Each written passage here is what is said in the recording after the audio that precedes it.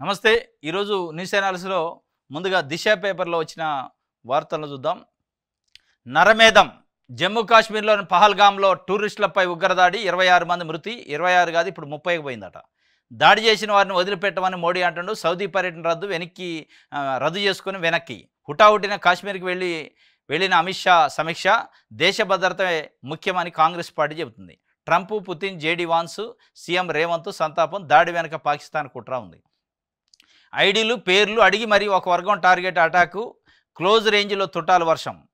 తమ పనేనని ప్రకటించిన Lashkar group, TRF ఉగ్ర సంస్థ. మృతుల్లో హైదరాబాద్కు చెందిన ఐబీ ఆఫీసర్ మనీష్ రంజన్. వెళ్ళి మోడీకి చెప్పుకో అన్నారు అని చెప్పి ప్రత్యక్ష సాక్షి పల్లవి చెప్తుంది. ఇది ఎంత దారుణం అంటే, ఎంత నరమేధం అంటే కనీసం 1% కూడా మానవత్వం లేని కొడుకులు వాళ్ళు. మహిళల్ని పక్కన పెట్టి, పిల్లల్ని పక్కన పెట్టి, వాళ్ళ ముందే వాళ్ళ కుటుంబ సభ్యుల్ని, భర్తల్ని, తండ్రుల్ని చంపారు. అది కూడా ఎట్లా? ఐడి కార్డు చూసి, పేర్లు చూసి ముస్లింలు కాదు అని నిర్ధారించుకున్న తర్వాతనే చంపారు. ముస్లింలు అయితే పక్కకు పెట్టేశారు. అంటే వాళ్ళ లక్ష్యం ఏంది? హిందువులు అనేవాళ్ళు బిమ్మోదే ఉండొద్దు అనే ఒక లక్ష్యం. ఎంత కుటిలమైన నీతి అంటే, మళ్ళీ వాళ్ళు ఏం చెప్తున్నారు? లేదు మీరు ఏం భయపడాల్సిన అవసరం లేదు, మేము ఇండియన్ ఆర్మీ అని చెప్తున్నారు. మేము ఇండియన్ ఆర్మీని వాడుకున్నారు దొంగ నా కొడుకులు. మళ్ళీ ఇండియన్ ఆర్మీ అని చెప్తే విశ్వాసం ఉంటుంది కదా, భయపడరా అని చెప్పి మళ్ళీ దాన్ని కూడా దొంగతనంగా వచ్చిన దొంగ కొడుకులు వాడుకొని వాళ్ళ పక్కన కూర్చోబెట్టి తూటాలు పాయింట్ రేంజ్లో పెట్టేసి గన్ను కాల్చి చంపారు. పాపం 27 మంది అక్కడిక్కడ మృతి చెందారు. ఇంకా కొంతమంది గాయాలతో ఉన్నారు. రాత్రికి 30 మంది అయ్యారట. నిన్న అమిత్ షా హుటాహుటిన ఢిల్లీ నుంచి జమ్మూ కాశ్మీర్ పోయిండు, అక్కడ పర్యటిస్తాడు. సౌదీ అరేబియా పర్యటనకి ప్రధానమంత్రి నరేంద్ర మోడీ 2 రోజుల పర్యటన పోయినోడల్లా ఇది తెలవగానే రిటర్న్ అయ్యి హుటాహుటిన వెనక్కి వచ్చేసిండు. దానిపైన ఇలా హై లెవెల్ కమిటీ మీటింగ్ ఉండడం, ఇంటెలిజెన్స్ ఇదంతా. ఇది మొత్తానికి పర్యాటకులు పాపం. అందులో కూడా కొత్తగా పెళ్ళైన వాళ్ళు కూడా 2-3 ఉన్నారట. మన దగ్గర హైదరాబాద్ నుంచి ఐబీ ఆఫీసర్గా ఉండి బీహార్కి చెందిన ఆయన ఇక్కడ ఐబీ ఆఫీసర్గా పోస్టింగ్ మనీష్ రంజన్ అట ఆయన పేరు. 6 days అయిందట మ్యారేజ్ అయ్యి. సరదాగా పోయారు భార్యాభర్త. భార్య ముందే భర్తను చంపేశారు, శవం ఆడేశారు, శవం దగ్గర కూర్చొని ఆడుతున్నామే. 6 days జస్ట్. ఇంకో కర్ణాటక నుంచి ఒక రియల్ ఎస్టేట్ వ్యాపారి పోయిండు, పల్లవి భార్య. ఇద్దరు కలిసి సెల్ఫీ వీడియో తీశారు అంతకుముందు పాపం సంతోషంగా. ఓ టూర్కి పోయారు కదా, ఆ వీడియో కూడా వచ్చింది. చాలా బాధ అనిపిస్తుంది అది చూస్తుంటే. భర్తను చంపేశారట, కళ్ళ ముందే చంపేసి ఇక వీళ్ళు తట్టుకోలేని పరిస్థితి, షాక్ గురయ్యి నా కొడుకును నన్ను కూడా చంపేయండి ఇక్కడ అని చెప్పిందట. లేదు మిమ్మల్ని చంపం, మీరు పోయి మోడీకి చెప్పుకోండి ఇక్కడ జరిగిందని చెప్పిండట. వాడికి ఎంత గట్స్ ఉంటే ఎంత ధైర్యం ఉంటే చెప్పాలా. అంటే దొరకం, మేము దొంగ నా కొడుకులు అనే కదా. కాబట్టి మోడీ కానీ, అమిత్ షా కానీ, ప్రభుత్వ యంత్రాంగం కానీ ఇట్లాంటి కొడుకులను పట్టుకోవాలి ఫస్ట్. మళ్ళీ మీరు దీన్ని సెంటిమెంటు ఇది చేయకుండా, ఆయింట్మెంట్లు రాయకుండా పట్టుకొని కత్తికో కండ కింద కోసుకుంటూ భారతదేశం అంతా 140 కోట్ల మంది ప్రజలు చూస్తుండగా కత్తికో కండ కోసుకుంటూ రోజుల తరబడి తిప్పుకుంటూ హింసించి చంపాలి. అప్పుడు కానీ బుద్ధి వస్తుంది. మళ్ళీ దీనికి ఐపీసీలు, ఈపీసీలు, ఆపీసీలు పెడితే విరక్తి వస్తుంది ప్రజలకి. ఏ పీసీ లేదు, వాడు గన్ను పెట్టి కాల్ చేసాక ఇంకా మళ్ళీ వాడికి ఐపీసీ ఏంది? మనోళ్ళు అట్టుంటుంది. దాని వాళ్ళ దేశపోయి జైల్లో పెట్టి మళ్ళీ వాడి జాది తిండి పెట్టి మేపటం. ఆ మేపే కార్యక్రమాలు చేయకుండా గొలుసులు పెట్టి కట్టేసి రోజుకు ఒక కండ ముక్క కోసి ఆడ వేసిరేసుకుంటూ ఒక కూరు తిప్పుకుంటూ రావాలి. అది ఒక ప్రోగ్రాం పెట్టాలి. పెడితే బుద్ధి అవుతుంది కొడుకులకి. ఇంకోటి చేయడు ఈ పని. ఎంత దారుణం, ఏ మాత్రం మానవత్వం ఉందా? పిల్లల ముందు తండ్రిని చంపుతారు, భార్యల ముందు భర్తను చంపుతారు. చంపేసి ఏం కాదు రుకో అంటుంటారు. మళ్ళీ ఏంది రుకో? మేము మళ్ళీ ఇండియన్ ఆర్మీ అంటుంటారు. ఇది చాలా దురదృష్టకరం. పాపం నిన్న చాలామంది చనిపోయారు. కొత్తగా పెళ్ళి అయిన వాళ్ళు ఉండరు. సరదాగా సమ్మర్ కాబట్టి చూద్దామనిపోయారు. ఇట్లాంటి వాళ్ళు అనూహ్యంగా అసలు షాక్ అట. ఇంకోళ్ళు ఎవరో పానీపూరి తింటున్నారు భార్య, భర్త పక్కన నిలబడ్డాట. ఏ మతం నీది, ముస్లిం అంటే కాదన్నట్టు ఫట్నట్టు కాల్చేసిండట. కాల్చడం ఏం లేదు, 1 లేదు 2 లేదు, ఏది మాట్లాడేది లేదు, కాల్చి పడేసిండట. ఇది అత్యంత దురదృష్టకరం. దీన్ని మళ్ళా వాళ్ళని పట్టుకోవడం, లోపల పెట్టడం ఇది చేయొద్దు. మోడీ గారు దయచేసి మీరు హుటాహుటిన ఎట్లయితే సౌదీ అరేబియా నుంచి పర్యటన చేసుకొని వచ్చారో అదే హుటాహుటినే చర్యలు ఉండాలి. మళ్ళీ చర్యల విషయంలో నాంచుడు, మళ్ళా దోబూచులాట, దాగుడు మూతలు, వాడొచ్చుడు, పాకిస్తాను రాయబారులు, ఈ కథలని పెట్టకుండా కత్తికొక్క కండ కోసుకుంటా ఊరూరు తిప్పాలి. ప్రజలకు చెప్పాలి, ఇగో ఈ కొడుకులే మన వాళ్ళని చంపిందని చెప్పి. ఇక మతంతో సంబంధం లేదు, చంపేశారు వాళ్ళు. వాడు ఒక ఉగ్రవాది, తీవ్రవాది. కాబట్టి దీని వెనక మరి పాకిస్తాన్ కూడా ఉందని చెప్తున్న పరిస్థితి ఉందా లేదా అనేది తెలవాలి. వర్సిటీ నియామకాలకు బ్రేకులు పడ్డాయట. అసిస్టెంట్ ప్రొఫెసర్ల భర్తీ జీవోల తప్పిదాలు, కమిటీలో యూజీసీ మెంబర్ తప్పనిసరి, లేకపోతే గ్రాంట్స్ కష్టమంటున్న అధికారులు. యూనివర్సిటీలలో అసిస్టెంట్ ప్రొఫెసర్ల నియామకాన్ని జీవో నెంబర్ 21 అని ఒకటి రిలీజ్ చేశారు. దానిపైన పెద్ద ఎత్తున ఉద్యమాలు జరిగినాయి. ఆ జీవో తప్పుడు తలకడగా ఉంది, అది అక్రమ జీవో, దానివల్ల నష్టపోతాం అని చెప్పి నిరుద్యోగులు పెద్ద ఎత్తున ధర్నా చేశారు. ఆల్రెడీ కాంట్రాక్ట్ పద్ధతిలో పనిచేస్తున్న అసిస్టెంట్ ప్రొఫెసర్లు కూడా ధర్నా చేశారు. మొత్తానికి వాళ్ళకి ఇప్పుడు జ్ఞానోదయం అయినట్టుంది. దాన్ని వెనక్కి తీసుకున్నట. కమిటీలు యూజీసీ మెంబర్ లేడట. యూజీసీ మెంబర్ లేకుండా చేస్తే రేపు గ్రాంట్స్ రావు, యూజీసీ నుంచి దెబ్బపడుద్దని వాళ్ళు వెనక్కిపోయారట. మొత్తానికి మనోళ్ళు చేసే అన్నీ ఎట్లే ఉంటాయి, ఒక అడుగు ముందుకి 4 అడుగులు వెనక్కి. అది ముందు పడదు, అయ్యేది కాదు, పోయేది కాదు. యూనివర్సిటీ నియామకాలకైతే బ్రేకులు పడ్డాయట. ఇదొకటి. ఇంకోటి, భూ సమస్యల పరిష్కారం ఎట్లా? ఏడాదిలోపే ఎందుకు అప్లై చేయాలి? రైతులు సొంతంగా సర్వే చేయించుకోవచ్చా? ఖారీజ్ ఖాతా అంటే సర్కారు భూమేనా? లైసెన్స్డ్ సర్వేర్ల వ్యవస్థ ఎప్పుడంటే అని దిశ పేపర్లో భూమి సునీలు కొన్ని ప్రశ్నలకు సమాధానాలు రాస్తూ, భూ సమస్యల పరిష్కారం ఎట్లా భూభారత్లో, ఖారీజ్ ఖాతా అంటే ఏంది, అది ప్రభుత్వ భూమేనా, ఏడాదిలోపే ఎందుకు అప్లై చేయాలి, ఏడాది దాటితే అర్హత ఎందుకు లేదు కొన్ని విషయాలలో అనే విషయాల్ని అడిగారు. సూటిగా ఆయన కొన్నిటికి సమాధానం చెప్పారు. అది కావాలంటే దిశ పేపర్లో 11th పేజీలో ఉంది, చూసుకోవాలి. కొత్త భూభారతి చట్టంపై అనేక అనుమానాలు వ్యక్తం అవుతున్నాయి. ప్రస్తుత భూ సమస్యలన్నిటికీ ఇది పరిష్కార మార్గాలను చూపిస్తుందా? సర్వే మ్యాప్ విధానాన్ని కొత్తగా ఎందుకు ప్రవేశపెట్టారు? ఇలాంటి అనేక ప్రశ్నలు వినిపిస్తున్నాయి. నిజానికి రానున్న రోజుల్లో ప్యూరిఫైడ్ ఆర్ఓఆర్ను రూపొందించేందుకు, ఆ దశల వారీగా వీటిని అమలు చేసేందుకు ప్రభుత్వం నిర్ణయించింది. అందుకే భూభారతి చట్టం కొంచెం డిఫరెంట్గా ఉంది. మిగతా రాష్ట్రాల్లోని ఆర్ఓఆర్ చట్టాలకి ఇది భిన్నంగా కల్పిస్తుంది. ఏ రాష్ట్రంలోనూ భూదారు, సర్వే మ్యాప్ వంటి సెక్షన్లను జోడించలేదు. అందుకే కొందరు రిటైర్ అధికారులు పెదవిరుస్తున్నారు. ఇలాంటిది ఎందుకు ప్రవేశపెడుతున్నారు, దీనివల్ల ఉపయోగం ఏంటి, అంతా గందరగోళం ఉందంటూ ప్రచారం చేస్తున్నారు. అందుకే భూభారతి చట్టం అమలు, దాని ద్వారా తలెత్తే సమస్యలు, ప్రయోజనాలపై దిశ పాఠకులకు వివరాలను అందిస్తున్నది. భూ సమస్యల పరిష్కారానికి ఈ చట్టం ఏ విధంగా దోహదపడుతుందో దాని రూపకర్త భూమి సునీల్ తోనే ప్రశ్నలు, వాటికి సమాధానాలు ఇప్పిస్తున్నాం. మరికొన్ని ప్రశ్నలు, వాటి సమాధానాలతో పాటు అపోహలు, వాస్తవాలను కూడా అందిస్తున్నాం. ప్రతి రైతు తనకున్న సమస్యకి ఎలాంటి పరిష్కారం దొరుకుతుందో ఎవరిని అడగకుండా ఈ కథనాన్ని చదివితే సరిపోతుంది. ఎవరి మీద ఆధారపడకుండా ప్రతి సందేహాన్ని నివృత్తి చేసుకునేందుకు దోహదపడేలా దిశ వరుస కథనాలు అందిస్తుంది. లైసెన్స్డ్ సర్వేల నియామకం ఎప్పుడు జరుగుతుంది, ఎప్పటి నుంచి రిజిస్ట్రేషన్లలో సర్వే మ్యాప్ ఉండాలి? అంటే ఇప్పుడు రిజిస్ట్రేషన్ పోవాలంటే పాస్బుక్, ఆధార్ ఉండి చాలు. కానీ భవిష్యత్తులో రిజిస్ట్రేషన్ పోవాలంటే సర్వే మ్యాప్ ఉండాలి. ఆ సర్వే మ్యాప్ ఉండాలంటే లైసెన్స్డ్ సర్వేలు కొంతమంది ఉండాలి, సరిపోను. ఉంటేనే సర్వే మ్యాప్ ఉంటుంది. అది ఎప్పుడు నియమిస్తారు? అసలు ఈ రిజిస్ట్రేషన్లలో మ్యాప్లు ఎప్పటి నుంచి వస్తాయని చెప్పిండు. ప్రతి సేల్ డీడ్కు సర్వే మ్యాప్ పెట్టాలన్న నిబంధనను చట్టంలో చేర్చారు.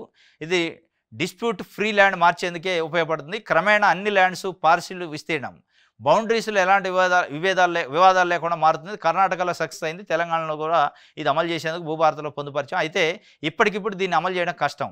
దీనికోసం రాష్ట్ర వ్యాప్తంగా 6,000 మంది లైసెన్స్డ్ సర్వేల నియామకం జరగాలి. రెగ్యులర్ సర్వేయర్లు సంఖ్య తక్కువ, వారికి ఈ పని అప్పగించడం వల్ల పని భారం పెరుగుతుంది. అలాగే ప్లాట్ల రిజిస్ట్రేషన్కి ఎలాగైతే మ్యాప్ గీస్తున్నారో అలాంటిదే ఇది. అయితే లైసెన్స్డ్ సర్వేల కొలతలు వేసి బౌండరీస్, అక్షాంశాలు, రేఖాంశాలతో కూడిన మ్యాప్ను ఇస్తారు. దాన్ని రెగ్యులర్ సర్వేయర్ పరిశీలించి ఆమోదిస్తారు. అయితే త్వరలోనే ఈ విధానాన్ని అమలు చేసేందుకు ప్రభుత్వం కసరత్తు మొదలు పెడుతుంది. దీనికి సంబంధించి 2003లోనే లైసెన్స్డ్ సర్వేల నియామకం, విధి విధానాలకు సంబంధించి గైడ్ లైన్స్ ఉన్నాయట. 6,000 మంది లైసెన్స్డ్ సర్వేయర్లు రావాలట ఇప్పుడు ప్రస్తుతానికి. మనకి అది వస్తే కానీ ఈ లైసెన్స్డ్కి సంబంధించి సర్వేయర్లు బౌండరీస్ ఫిక్స్ చేసి ఏ ప్లాట్ అయితే ఏ షేన్ అయితే రిజిస్ట్రేషన్ చేయాలనో దానికి బౌండరీసు, అక్షాంశాలు, రేఖాంశాలు ఫిక్స్ చేసి ఇస్తే దాన్ని మళ్ళీ అసలు మండల సర్వే, రెగ్యులర్ సర్వే ధృవీకరిస్తే అప్పుడు అది తీసుకొని పోతే రిజిస్ట్రేషన్ అయింది. ఈ తతంగం అంతా చాలా పెద్దగానే ఉంది. 6,000 మంది లైసెన్స్డ్ సర్వేలు రావాలి, వాళ్ళు సర్వే చేయాలి, మళ్ళీ వాళ్ళు ఆ సర్వే మ్యాప్ని తీసిపోయి అసలు సర్వేర్ దగ్గర అప్రూవల్ తీసుకోవాలి. ఇదంతా తతంగం కొద్దిగా అలవాటు పడదాకా కష్టమే. కాకపోతే వివాదాలు లేకుండా అయితే ఉంటాయి, డిస్ప్యూట్స్ లేకుండా. అదనేది చెప్తుండు. ప్రస్తుతం చాలామంది రైతులు పాస్బుక్ల్లోని సర్వే నెంబర్కు దున్నుకుంటున్న భూమికి మధ్య తేడా ఉంది. ఈ వైవాట్ కబ్జా అంశం క్లిష్టంగా మారుతుంది. ఈ దశలో సర్వే మ్యాప్ ఎలా సాధ్యం? రాష్ట్ర వ్యాప్తంగా రికార్డుకు పొజిషన్కు మధ్య చాలా తేడా ఉంది. ఇదేం ప్రమాదం కాదు. కలెక్టర్ల సదస్సులోనూ ఈ ప్రస్తావన వచ్చింది. అప్పుడు పాస్బుక్లోని సర్వే నెంబర్ కంటే పొజిషన్ ప్రకారం సర్వే చేయడమే కరెక్టు. అది ఏ నెంబర్లో ఉన్నా రికార్డులోని విస్తీర్ణానికి పొజిషన్లో ఉన్న విస్తీర్ణం సరిపోలితే అక్షాంశాలు రేఖాంశాలు సరిహద్దులను గీసి సర్వే మ్యాప్ రూపొందించాలి. అయితే ఇలాంటి మ్యాప్ను వ్యాలిడేషన్ చేసి పాస్ పుస్తకంలో జడ్జ్ చేయడం ద్వారా వివాదాలు తలెత్తవు. ఇలా అమలు చేసేందుకు CCLA నుంచి గైడ్లైన్స్ విడుదల చేస్తే బాగుంటుంది. ఇది పాస్బుక్లో విస్తీర్ణం ఒకటి ఉంటుంది, కానీ దున్నే కాడు విస్తీర్ణం ఒకటి ఉంటుంది. అట్లాంటప్పుడు ఈ మ్యాప్లు ఎట్లా అంటే మ్యాప్ ప్రకారం వ్యాలిడేషను ఏది అంటే ఏదైతే ఫీల్డ్లో దున్నుతుండో అదే లెక్క. పాస్బుక్లో ఉన్నది లెక్క కాదు. ఫీల్డ్లో దున్నే భూమికి బౌండరీస్ ఫిక్స్ చేసి వాళ్ళు సర్వే చేసిన తర్వాత ఎంత భూమి వద్దో అది ఆయనదే. దాన్ని రెగ్యులరైజ్ చేస్తారా మరి పాస్బుక్లో ఎక్కిస్తారా అనేది ఇంకా తెలవాలట. అది తప్పనిసరిగా ఫీల్డ్లో ఏ పొజిషన్ ఉందో ఆ పొజిషనే లెక్క, అదే కరెక్ట్ అని చెప్తుండు. 40-50 ఏళ్ల క్రితం ఎప్పుడో ఓసారి పన్ను కట్టకపోతే ఖరీజ్ ఖాతాగా నమోదయ్యి భూముల ప్రభుత్వానిగా నమోదు చేశారు. ఆ తర్వాత పట్టాగా చేశారు. ఎన్నో లావాదేవీలు చేసుకున్నాయి, కానీ క్లాసిఫికేషన్ చేంజ్ చేసేందుకు ఇష్టపడటం లేదు. దాంతో దరఖాస్తులు రిజెక్ట్ చేస్తున్నారు. ఖరీజ్ ఖాతా అంటే డెఫినేషన్ తెలియకపోవడమే పెద్ద కారణం. ఏదో ఒక ఏడాది సదరు అంటే ఖరీజ్ ఖాతా గురించి చెప్పిండు ఆయన. సదరు రైతు పన్ను కట్టకపోతే ఖరీజ్ ఖాతాను నమోదు చేసి ఉంటారు. ఆ మరుసటి సంవత్సరం పన్ను చెల్లించినప్పుడు తిరిగి పట్టాగా పహనీలను నమోదు చేస్తారు. ఇక అప్పటి నుంచి అది పట్టాగా కొనసాగుతుంది. 50-60 ఏళ్లుగా క్రయ విక్రయాలు సక్సెషన్స్ జరుగుతూనే ఉంటాయి. ఇప్పుడు ఖరీజ్ ఖాతా అంటూ నిషేధ జాబితాలు నమోదు చేయడం సరైనది కాదు. దీనిపై CCL నుంచి నిర్దిష్టంగా ఆదేశాలు అందాలి. ప్రతి అధికారికి ప్రధానికి CCL నుంచి నిర్దిష్టంగా ఆదేశాలు ఎప్పుడంతి 15 నెలలు అయింది భూభారత కోసం కమిటీ వేసి. ఇక అంత వచ్చాక మళ్ళా ప్రధానికి గైడ్లైన్స్ రావాలి, ఆదేశాలు రావాలంటే ఎప్పుడు వస్తాయి? మరి ఎప్పుడు సమస్యల పరిష్కారం అవుతాయి? ఇది ఆయన చెప్తుండు. దీనిపైన అవగాహన కూడా కల్పిస్తారు. ఇది భూభారత పైన దిశ పేపర్లో 11th పేజీలో ఉంది, కావాలంటే చూసుకోవచ్చు. నేడు హైదరాబాద్ MLC ఎన్నికలు ఉన్నాయి. GHMC హెడ్ ఆఫీస్లో ఉదయం నుంచి 8 నుంచి సాయంత్రం 4 గంటల వరకు పోలింగు. 25 రిజల్ట్స్. ఓటర్లు 112 మంది. బరిలో MIM BJP అభ్యర్థి. 112 మంది ఓటర్లు ఉన్నారు. GHMCలో MLC ఎన్నికలు. కొంతమంది చాలామంది అనుకో GHMCలో MLC ఎన్నికలు అయింది 112 సీట్లు ఏంటంటే 150 కార్పొరేటర్లు ఉంటారు GHMCలో. కానీ ఇక్కడ 112 మంది ఎందుకున్నారంటే ఇది GHMC మొత్తానికి కాదు, ఓన్లీ హైదరాబాద్ జిల్లాకు సంబంధించి MLC. స్థానిక సంస్థల MLC జిల్లాల వారికి ఉంటుంది. హైదరాబాద్ జిల్లా ఉంటుంది. GHMCలో హైదరాబాద్ ఉంది, మేడ్చల్ మల్కాజ్గిరి ఉంది, రంగారెడ్డి ఉంది. ఈ జిల్లాలన్నీ అవి మినహాయించి ఓన్లీ హైదరాబాద్ కోర్ హైదరాబాద్లో ఉన్న కార్పొరేటర్లు 81 మంది ఉన్నారు. వాళ్ళకి సంబంధించి వాళ్ళకి చూడు ఎక్స్ అఫిషియో మెంబర్లు ఎంపీలు MLCలు MLAలు ఓటర్లతో కలిపి 112 ఓట్లు ఉన్నాయి. 112లో 50 ఓట్లు MIMకు ఉన్నాయి, 24 ఓట్లు BRSకు ఉన్నాయి, 24 BJPకి ఉన్నాయి, ఇంకొక 14 కాంగ్రెస్కు ఉన్నాయి. కాంగ్రెస్కు ఉన్న 14లో ఒక 6 మంది BRS వాళ్ళు జాయిన్ అయ్యారు. మరి వాళ్ళు ఓటేస్తారా? వాళ్ళకి ఏదైతే పార్టీ ఫిరాయింపులు వర్తిస్తుందా అనేది చూడాలి మనం. వాళ్ళు అయితే విప్ జారీ చేశారు ఎవరు ఓటేయద్దని. ఇది మొత్తానికి ఉత్కంఠగానే ఉంది. ఏం చేస్తారనేది 50 ఓట్లు అయితే MIM అత్యంత పెద్ద పార్టీకి ఉంది, గెలిచే అవకాశం ఉందనేది ఒక చర్చ. సాక్షి చూద్దాం. దెబ్బతిన్నా తిరిగి లేస్తాం. BRS సహా ప్రాంతీయ పార్టీలు మరింత బలంగా ఎదుగుతాయి. మాకు ఎదురైంది తాత్కాలిక ఎదురు దెబ్బ మాత్రమే. తిరిగి ప్రజాదరణ పొందుతాం. కేసీఆర్ తిరిగి సీఎం కావాలని ప్రజలు కోరుకుంటున్నారు. తెలంగాణలో BJP TDP పవన్ కళ్యాణ్ కలిసి వచ్చిన BRSదే విజయం. దెబ్బతిన్నా కానీ తిరిగి లేస్తారట. లేస్తారు కరెక్టే, కానీ తిన్న దెబ్బను బట్టి ఉంటుంది అది తిరిగి లేవటం లేదా అనేది. మీరు తిన్న దెబ్బ మామూలు దెబ్బ కాదు. మీరు దెబ్బ తిన్నది ఏదో చూసి చూడకో ప్రజలు తెలవకేయాల, కావాలని కసి బట్టి వేశారు ఓట్లు. ఆ దెబ్బ లేచే దెబ్బ కాదా అనేది భవిష్యత్తు తెలుస్తుంది. ప్రతి దెబ్బ తిన్నోడు అనుకుంటాడు నేను లేస్తా అని, కానీ ఆ తిన్న దెబ్బ ఏంటి అనే దాన్ని బట్టి లేవటమా పడిపోవటం అనేది ఉంటుంది. తిన్నారు దెబ్బ, 39 సీట్లు ఇచ్చారు, మంచి గౌరవప్రదమైన ఓటమే. అయినా కానీ బయటకు వస్తుండా కేసీఆర్, ప్రజల గురించి మాట్లాడుతుండా, అసెంబ్లీకి వస్తుండా, అనేక సమస్యలతోని సతమతమవుతున్నారు ప్రజలు. వాళ్ళ గురించి మాట్లాడే నాదులు లేడు. మాట్లాడితే కేటీఆర్, హరీష్ రావు, కవిత, వీళ్ళు ముగ్గురు తప్ప.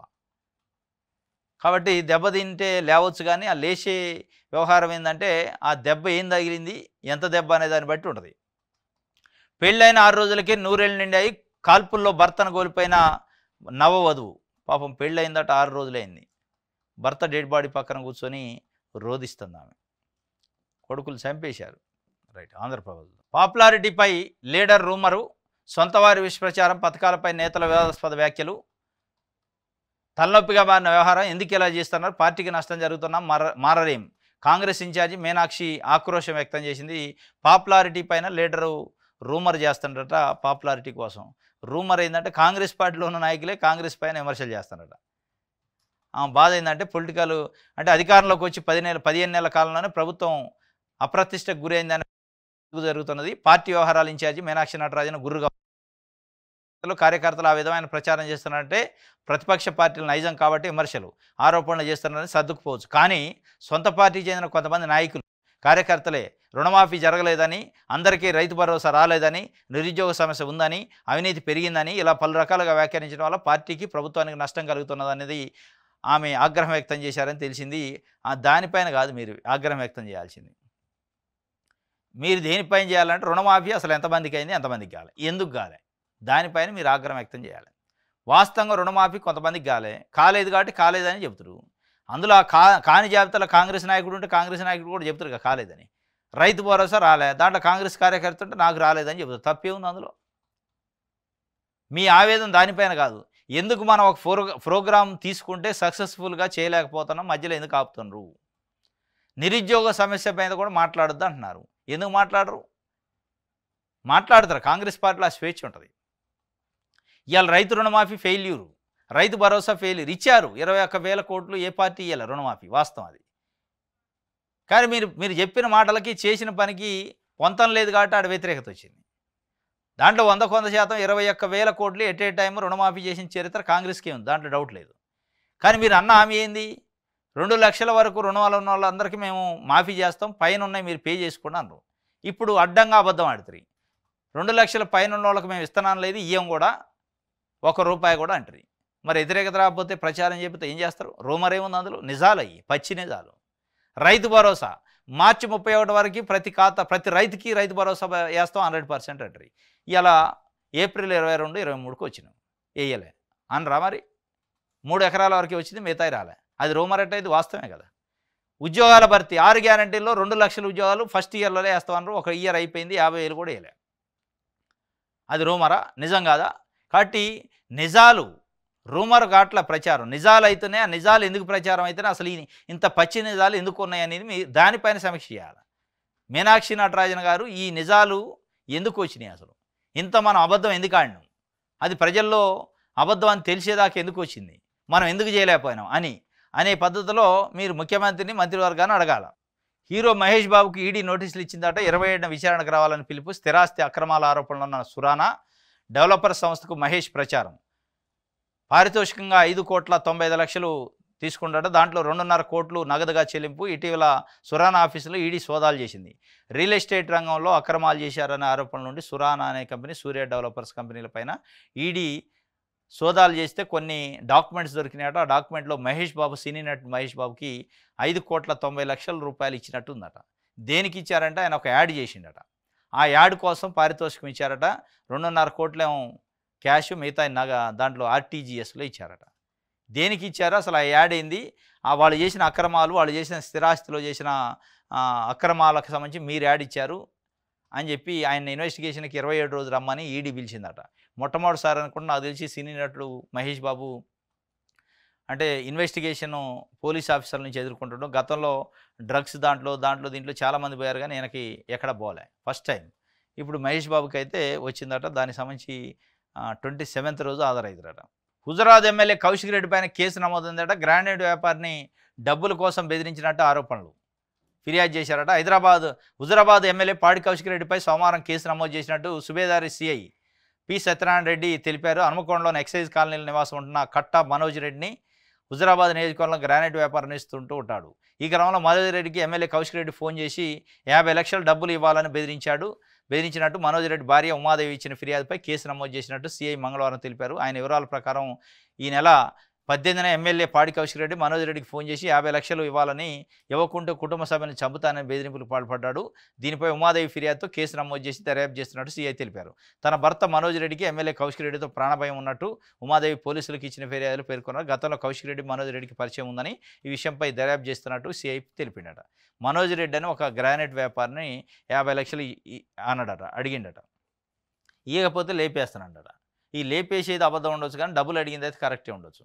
వ్యాపారాన్ని జరగనీయనని ఉండొచ్చు. వాస్తవంగా ఆయన నియోజకవర్గం ఉందట.